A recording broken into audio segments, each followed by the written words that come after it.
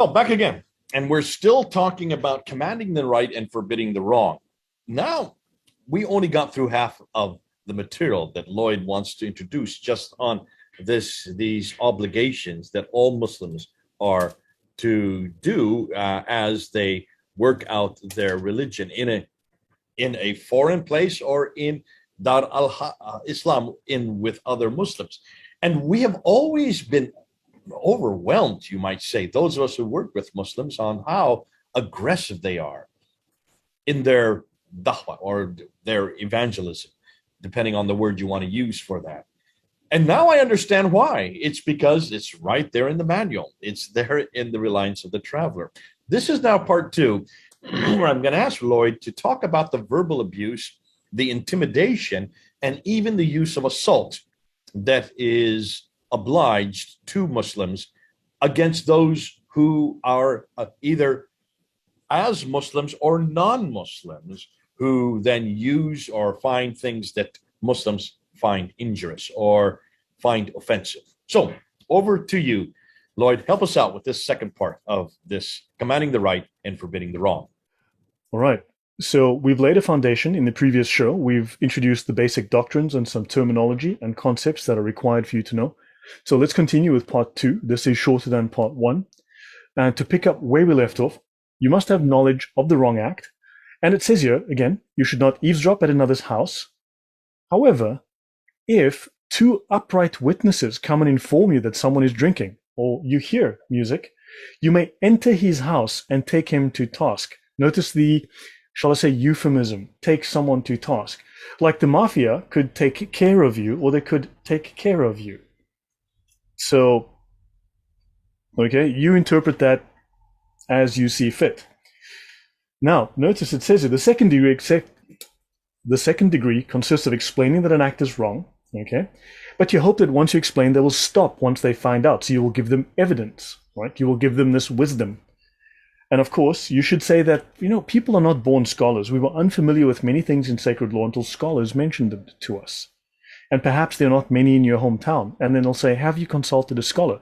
Well, fortunately, I went and consulted a scholar. I am now reporting what the absolute top scholars in Islam to ever live have said on the topic, and I find that Muslims are very unhappy about that. I have consulted a scholar, and now I'm consulting the wrong scholars. I need to consult them instead. But of course, they're not able to provide me with their qualifications as to why I should listen to them.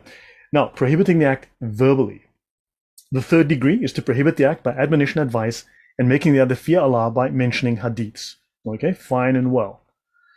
Now, of course, if you're a learned person, do not come across as haughty and arrogant, right? Don't try to raise yourself above the other Muslim, right? That's nice and well. But let's go here to censuring with harsh words. We've already discussed that you have to revile that person, which means to use abusive, insulting language. Language that confers hatred, your hatred of that person upon them. The fourth degree of severity consists of reviling the person. Again, this is hatred, animosity towards that person, and bearing down on him with sharp, harsh words. You do not resort to this unless unable to prevent the person by politeness, and he shows he wants to persist. So reviling him does not mean vulgarity. I have mentioned before, Islam has a very detailed doctrine of lying, and unfortunately scholars are allowed to lie. Muslims are, under the Sharia, allowed to lie for various reasons. I will cover that another time. But instead, you will find that no, while it might say this is not the case in practice. So now, reviling means vulgarity. Reviling means hatred. So, and nastiness. But rather saying, you degenerate, you idiot, you ignoramus, do you not fear Allah? Well, we've seen this happen with far worse than you ignoramus. And so forth. Allah Most High quotes Abraham, fie on you and what you worship apart from Allah, can you not think? So apparently that's what Abraham politely said. Remember, Abraham is a Muslim. Abraham, because of the creed of Abraham, Muslims are to hate Jews, hate Christians, hate non-Muslims, as we covered in a previous show. Now, righting the wrong by hand. The fifth degree consists of changing the blameworthy thing with one's hand, such as by breaking musical instruments, pouring out wine, or turning someone out of a house wrongfully appropriated. And do not do so when one can get the person to do it himself. In other words, talk them into doing it themselves, make them stop, which effectively would be self-censorship or intimidation, right? Or break the instruments, for example, just enough to stop their being used for disobedience and no more. Or be careful not to break the bottles when pouring out wine. But if you cannot manage except by throwing rocks at the bottles or the like, then you may do so and you are not obliged to cover the damages. Don't break the thing, but smash the thing and it's okay. Don't break the bottles, but smash the bottles, it's fine.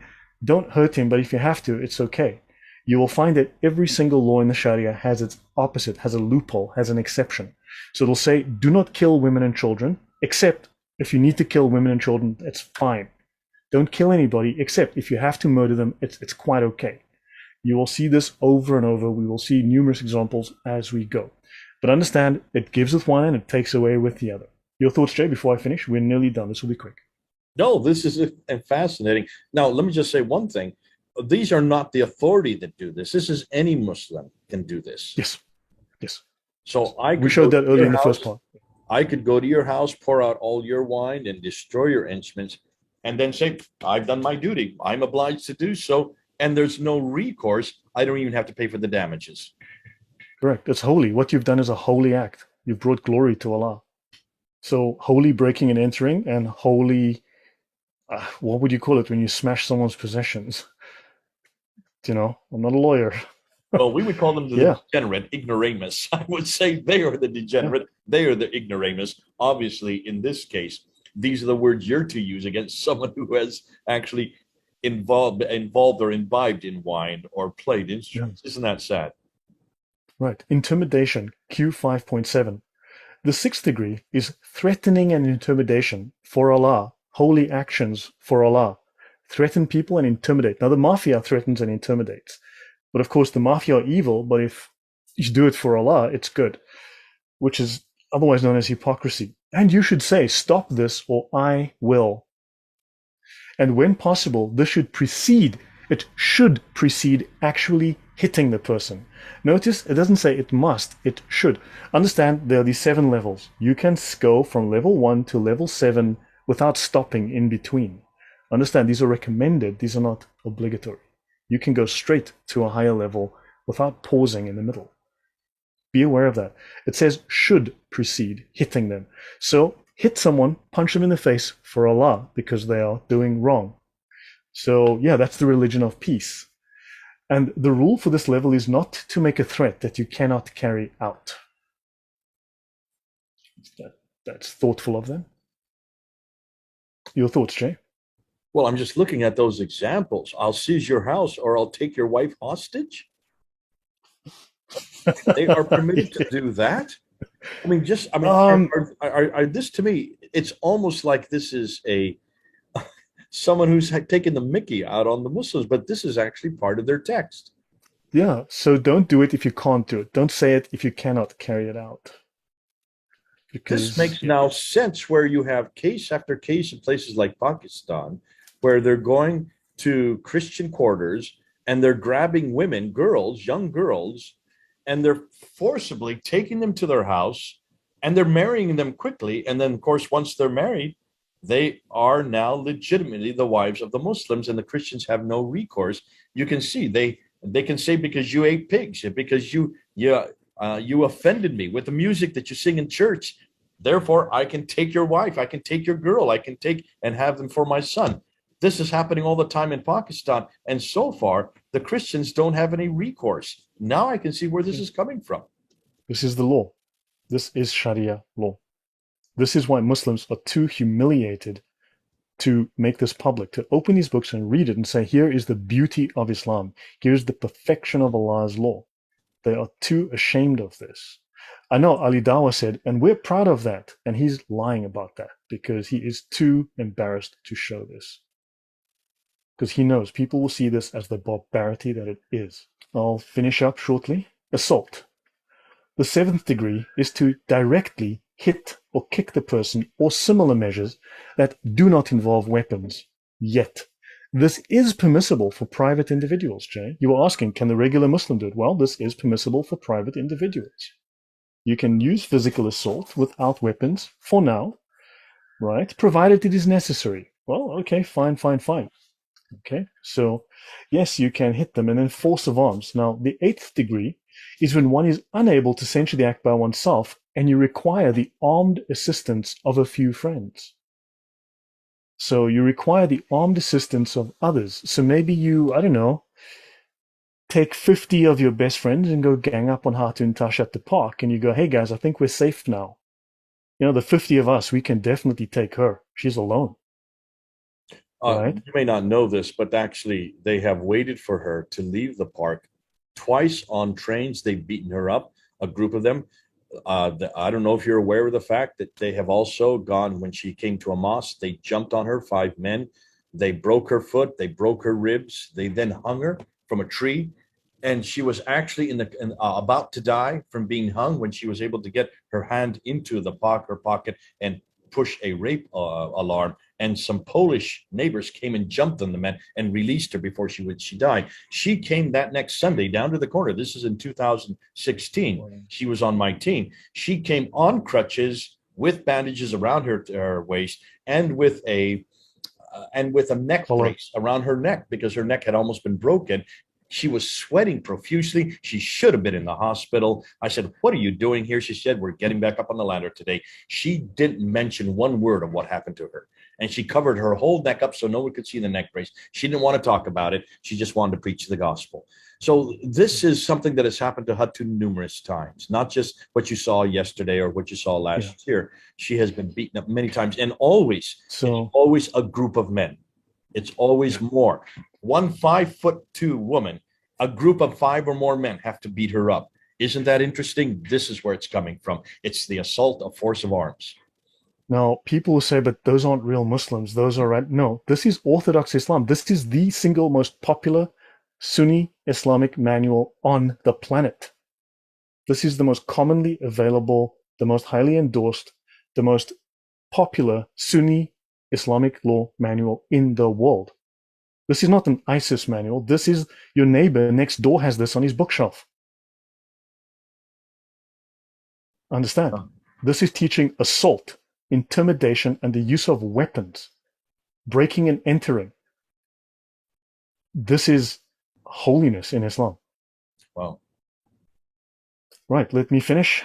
So, and notice here that people would love to say that, oh, no, the caliph. Again, it repeats it here. There is no need for the caliph's permission.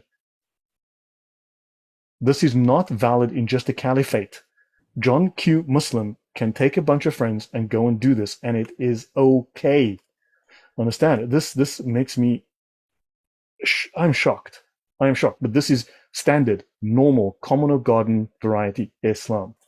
And to very end off with, the attributes of the person censuring, knowledge of the above-mentioned appropriate circumstance of censure and their definition so as to keep within lawful bounds. This is not Western lawful bounds. This is Islamic lawful bounds. Do you want to hang them from a tree and kill them? Do it. Go for it because it's lawful under the Sharia. This person has insulted Muhammad. They've insulted the Quran. Break their foot, punch them in the face, smash their things, steal their goods, and hang them from a tree. Rape them too. That's normal. This is Islamic law. It's lawful. And of course, so there's just this last little thing. They have a story of a man. There's an early Muslim who used to go and get offal each day from the neighborhood butcher for his cat. And he sees something blameworthy about the butcher, so he returned home, turned out the cat. He got rid of his cat. He threw his cat out of the house. And he went back to reprimand the man. And the man said, from now on, I'm not giving you a thing for your cat. To which this man replied, I did not censor you till I gave up both the cat and any desire for what you have. And that's the moral of this story. I think I'll end it here, Jay. And I'll give it over to you for your comments.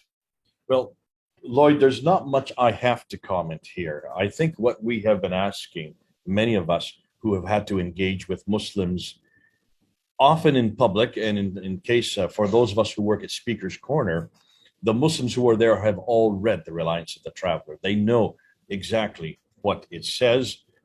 They would be familiar with everything you have now offered to us and showed for us. I was not aware of this. I saw the repercussions. I saw the actions. I was on the many times on the other end of their actions. I did get beat up. I had my glasses broken. Many times I came home with blood all over my shirt. My wife did not want to know what happened. She didn't want the boys to know. I didn't understand at that time. I just thought that this is probably the culture of the people that were forcing this on me. But I noticed it happened for many different cultures. It was Indians, it was Pakistanis, it was Arabs, it was North Africans, it was even some Jamaicans. I couldn't believe that it didn't matter what culture they came from. They all seemed to act the same way. They were all very aggressive, even to the point of spitting on us, punching us, throwing us to the ground, throwing us off the ladder, and certainly abusing us in every way possible.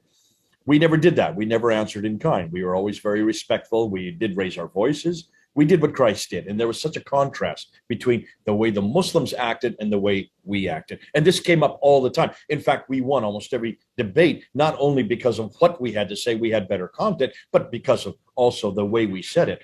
And it became a point for almost saying, became such a testimony and a witness to Jesus Christ that we never did use harassment. We never did use verbal abuse. We never did use intimidation. And we certainly didn't use the force of hand or assault. We were very careful. We never intimidated, didn't need to, because our material was so good and because we have Christ as our example. What you're showing us here is where this all comes from. This is not a cultural proclivity that has now crossed many cultures. This is actually written down in a codified book, in a manual, The Reliance of the Traveler. You're showing that this is something well known. And certainly those who are down at places like Speaker's Corner or those we engage with on the internet, because most of them would be radical, most of them would be orthodox, most of them would be quite familiar with this book, this manual, The Reliance of the Traveler. That's one reason why it's so good that you're unpacking it. Thank you for doing this. I asked you specifically to unpack these different categories. You've done so in the last two videos.